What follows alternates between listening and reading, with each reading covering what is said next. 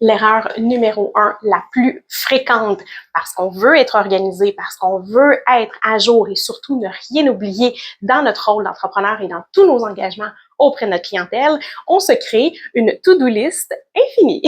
Évidemment, ce n'est pas la bonne façon de s'assurer d'être à la hauteur de notre rôle et surtout, c'est plutôt une façon de s'assurer d'être déprimé quand on va regarder le nombre de choses qu'on n'a pas accomplies à la fin de notre journée.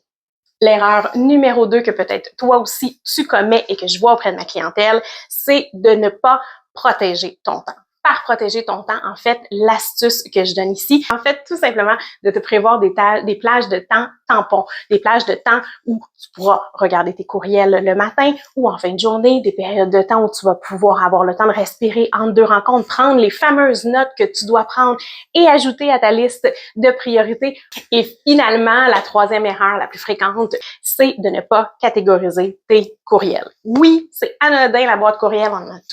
toute l'impression qu'on la maîtrise. Même si ta boîte de courriel se remplit, le fait de le catégoriser va venir tout simplement te permettre de le placer à l'agenda et à ce moment-là, d'éviter de te sentir surchargé, débordé.